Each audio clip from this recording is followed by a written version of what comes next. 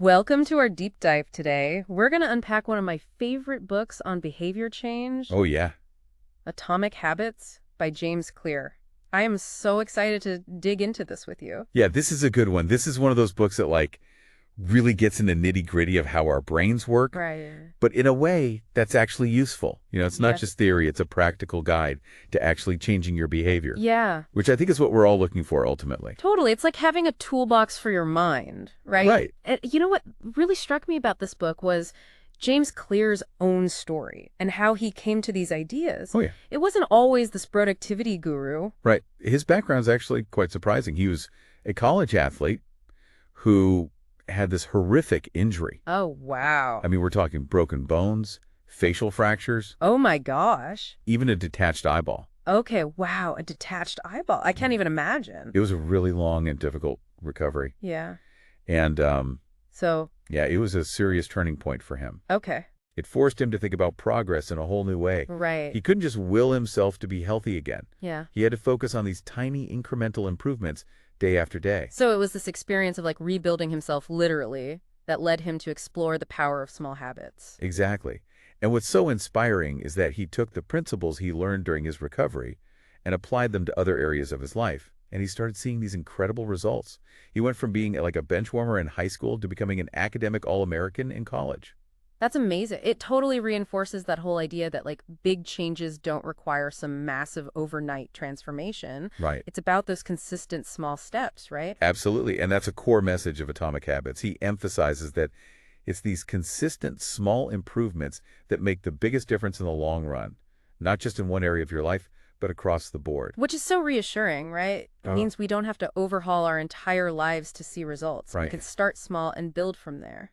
But I think it's also important to acknowledge that this idea of small changes, Yeah. or atomic habits, as Clear calls them, Right. can be kind of counterintuitive, right? Oh, absolutely. We're so used to wanting instant gratification. Absolutely. We live in a world obsessed with quick fixes. Yes, And when it comes to building habits, this can be a real trap. totally. We expect to see results immediately. Yeah. And when we don't, it's so easy to get discouraged and just give up. Oh, I know. I've definitely fallen into that trap before. It's like you start a new workout routine, and if you don't see those six-pack abs after a week, you're like, okay, forget it. Right. But Clear has a really interesting way of explaining why we stumble in this like instant results mentality. Yes, he talks about the valley of disappointment. Okay. It's that initial phase where you're putting in the effort, but the progress is so subtle, it's almost invisible. Yeah, You're slogging through, right. feeling like you're not getting anywhere. It's so true. And it's where so many of us throw in the towel. Yeah, But Clear suggests there's something beyond that valley, right? exactly. He introduces this concept of the plateau of latent potential. Okay. It's like this hidden threshold where all that consistent effort you've been putting in suddenly starts to yield noticeable results. I love that. It's as if your efforts were accumulating under the surface all along. Right. And then, bam, you hit that tipping point and everything shifts. I love that visual. So how do we push through that valley without losing steam? How do we learn to trust the process when we're not seeing the results we want right away? Well, Clear actually uses his own injury recovery as an example here. Okay. He spent months doing physical therapy with, very little visible progress. Yeah, But he kept at it day after day. right. And then suddenly he reached that plateau and things started to improve rapidly. He emphasizes that it's about trusting that consistent effort even when you can't see the immediate payoff.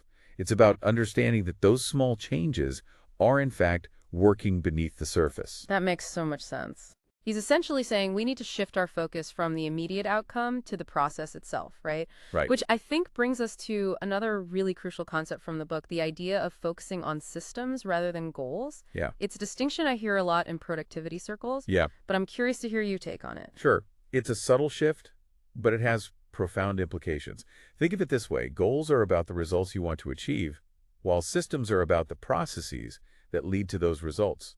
Clear argues that focusing solely on goals can actually be limiting, even misleading. It's like being so fixated on the destination that you forget to enjoy the journey. That's such a great point, and I think it ties into what we were just talking about with delayed gratification. If we're constantly focused on that end goal, we might miss the satisfaction of those small wins along the way, right? Exactly. And there's another interesting point Clara makes about goals. He says winners and losers often have the same goals. So the goal itself isn't the deciding factor. Oh, wow, you're blowing my mind right now. Okay, I'm totally with you. Two people might both want to write a best-selling novel, but it's not the goal that separates them, right? It's something else. So what is that something else? It's this system. It's the daily writing habit, the editing process, the way they handle writer's block, all those tiny actions that create the framework for success. Achieving a goal is a one-time event, right? You hit the target and then what? But systems are about continuous improvement. They're ongoing, they're adaptable, they're designed to keep you moving forward even after you've hit that initial goal. So it's about building a lifestyle, not just check off a box. I love that. It's making me think about all those times I've achieved a goal and then felt this sense of emptiness afterward, almost like, okay, now what? It's because I was so focused on that singular accomplishment that I didn't build a sustainable system to support it. And focusing solely on goals can actually sabotage your happiness in the long run. It's like saying, I'll be happy when I achieve X. It creates this conditional happiness where you're constantly postponing your well-being until you reach some future point. But with a systems-based approach, you can find satisfaction in the process itself, regardless of whether you've hit that big, audacious goal yet. That's such a powerful shift in perspective. It's about enjoying the journey, not just the destination. But okay, let's say I'm all in on building systems. How do I even start? Where do I focus my energy? Clear talks about these three levels of change. What are those all about? He breaks it down like this. Outcomes, processes, and identity. Outcomes are about changing your results. Processes are about changing your habits and systems. And identity is about changing your beliefs about yourself. Okay, so it's kind of like peeling back the layers of an onion. You start with the external results, then move to the internal systems, and ultimately it's about shifting your core beliefs about who you are. Exactly. And Clear argues that the most effective way to change your habits is to start with your identity. Wait, really? So instead of saying I want to work out more, I should say I'm an athlete. Or instead of saying I want to write a book, I should say I'm a writer. It seems kind of fake it till you make it. I hear you, but it's not about pretending to be someone you're not. It's about aligning your actions with your aspirations. It's about making choices that reflect the person you want to become. He has this great line, the goal is not to read a book, the goal is to become a reader. Whoa. Okay, that's hitting me right where I live. So if I want to become a writer, it's not enough to just like daydream about having a book deal. I need to actually sit down and write consistently, even if it's just for 15 minutes a day. Those actions are essentially votes for the identity I want to build. Exactly. Every time you choose to write, even when you don't feel like it, you're casting a vote for I am a writer. And the more votes you cast, the more that identity solidifies. Then the habits that support that identity, like writing every day, become easier because they're in alignment with who you believe you are. It's like creating this positive feedback loop. That is so powerful. Okay, I'm sold. But let's get even more practical. Once I've identified the identity I want to build and the habits that support that, how do I actually make those habits stick? That's where Clear's 4 laws behavior change come in. These are practical strategies for making good habits easier and bad habits harder. And what I find so fascinating is that they're actually grounded in neuroscience. Okay, I'm super intrigued. Neuroscience and habit building. Let's break down these four laws. What's the first one? The first law is all about making the cue for your habit obvious. Clear actually calls this make it obvious, but I like to think of it as set yourself up for success. It's about recognizing that habits are triggered by cues in our environment. So if you want to drink more water, you could keep a full water bottle on your desk at all times. Right. Out of sight, out of mind. If I have to hunt for my water bottle every time I'm thirsty, the chances of me actually staying hydrated are pretty slim. Exactly. He also talks about creating implementation intentions. It's about having a clear plan for when and where you will perform your habit. Instead of saying, I'll meditate more, you might say, after I pour my cup of coffee each morning, I will meditate for 5 minutes in my living room. It's like taking all the guesswork out of it, right? You're removing any potential barriers to action. Exactly. Another strategy he suggests is habit stacking. This is where you link a new habit to an existing one. So you might say, after I brush my teeth, I will floss. I love that. It's like building this chain reaction of good habits. Okay, so we've got to make the cue obvious. What's the next law? The second law is make it attractive, which taps into the role of dopamine in habit formation.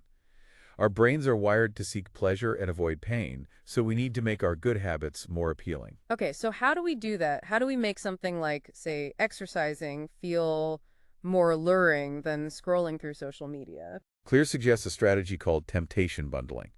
You basically pair something you want to do with something you need to do. Like you only allow yourself to watch your favorite Netflix show while you're on the treadmill. Oh, that's a good one. It's like bribing yourself with pleasure, right? Exactly. He also talks about the influence of our social circles on our habits. We tend to adopt the habits of the people we surround ourselves with. So if you want to read more, join a book club. If you want to exercise more, find some friends who love to work out. It's all about creating an environment that supports your desired habits. Okay, this is all making so much sense. What's law number 3? The third law is all about reducing friction. Clear calls this one make it easy. And it's one of my favorites because it's all about making good habits as effortless as possible. He has this great rule called the 2-minute rule. Ooh, tell me more. The idea is to scale down your habit to a version that takes less than 2 minutes to do. So instead of trying to run 5 miles, you might just focus on putting on your running shoes and jogging around the block. Right? It's about lowering the barrier to entry so that taking action feels almost automatic. I think we often psych ourselves out by making things seem way bigger and scarier than they actually are. Exactly. And Clear emphasizes that it's not about being perfect. It's about being consistent. It's better to do a little bit each day than to try to do a lot all at once and then burn out. So true. It's like building that habit muscle one rep at a time. Okay, we've talked about making it obvious, attractive, and easy. What's the final law? The fourth law is make it satisfying. This is all about tapping into our brain's reward system. We're more likely to repeat a behavior if it feels good. Okay, so this is about making those good habits feel enjoyable even if the ultimate payoff is further down the line. How do we do that? I mean, let's be real. Some habits aren't inherently fun, like flossing or paying bills. Totally. And Clear acknowledges this. He says we need to find a way to make those good habits immediately satisfying, even if the ultimate payoff is further down the road. Give me some examples. How can we make those necessary but not necessarily fun habits feel more rewarding? One way is to use habit tracking. It's a simple but effective way to visualize your progress and give yourself a little pat on the back for those small wins. You could mark an X on a calendar each day that you complete your habit, use a habit tracking app, or even try something like the paperclip strategy. Oh, yeah, I've heard of that one. It's where you move paper clips from one jar to another as you complete a task, right? It sounds kind of silly, but I can see how that visual representation of progress could be really motivating. Exactly. It's about finding ways to turn that abstract sense of accomplishment into something more concrete and tangible.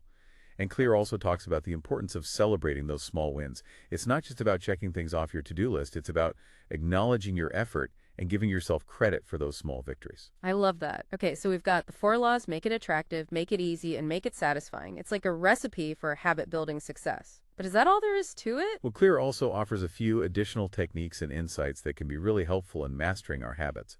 One of my favorites is the never miss twice rule. Intriguing. What's that all about? The idea is that if you flip up and miss your habit one day, it's crucial to get back on track as quickly as possible. Don't beat yourself up about it. It happens to all of us. But it's important not to let that one miss turn into 2 misses, then 3 misses, and so on. So it's about recognizing that perfection is not the goal, consistency is.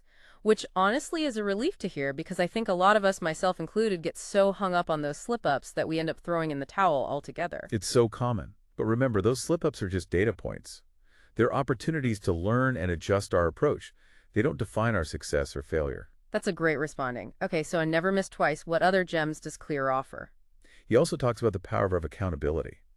Having a workout buddy, an accountability partner, or even just someone to check in with can make a huge difference in staying motivated and on track. It's like having a cheerleader in your corner, right? Someone to remind you why you started this journey in the first place. Exactly. And Clear even suggests creating what he calls habit contracts.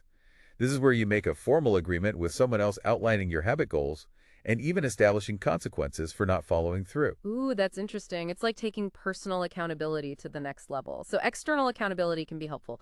What about those internal factors? Does our personality play a role in habit formation? Absolutely. Clear dives into the idea that understanding your personality can help you choose habits that align with your natural tendencies and strengths. Some people are naturally more inclined towards routine and structure, while others thrive on spontaneity and flexibility. That makes so much sense. I've definitely tried to force myself into habits that just didn't feel aligned with my personality, and it never worked out. It's like trying to fit a square peg into a round hole. It's just not going to happen. Exactly. It's about playing to your strengths and choosing habits that feel good to you. He also talks about the importance of finding the Goldilocks zone when it comes to habit building. Okay, I'm sensing an analogy coming on. Tell me more. The idea is that you want to choose habits that are challenging enough to keep you engaged, but not so challenging that you get overwhelmed and give up. So not too easy that you get bored, but not too hard that you get discouraged. It's about finding that sweet spot where you feel both challenged and capable. I think there's a psychological concept for that, right? Something about flow state. Yes, exactly. It's about finding that optimal zone where you fully immersed in the task and time seems to fly by. It's when you're most productive and most fulfilled. This is all so fascinating. Okay, so we've got the 4 laws, the never miss twice rule, accountability, personality alignment, and the Goldilocks zone. Anything else, or are we ready to wrap up this deep dive? Well, there's one more crucial piece that Clear emphasizes the importance of reflection and review. Okay, yeah, that makes sense. We can't just set a habit and then forget about it, right? We need to check in and make sure it's still serving us. Exactly. It's about treating your habits like a scientific experiment. You're constantly gathering data analyzing the results and making adjustments to optimize your performance. It's like having a personal development coach in your pocket guiding you every step of the way. Okay, so I'm getting the sense that this is an ongoing process. We're always learning, always adjusting, always refining our habits. Absolutely. And that's the beauty of it. It's not about reaching some end point of perfect habit mastery. It's about embracing this ongoing journey of self-improvement. I love that. It takes all the pressure off. So, what does this all mean for our listeners? What's the key takeaway from this deep dive into atomic habits? The most important takeaway is that seemingly small changes consistently applied can lead to remarkable transformations. It's about understanding the power of atomic habits to shape our lives, our identities, and ultimately our destinies. I love that. It's about reclaiming our agency and recognizing that we're not just passive passengers in our own lives. We have the power to design our habits, shape our identities, and ultimately achieve extraordinary results. Exactly. It's about empowering ourselves to become the architects of our own lives.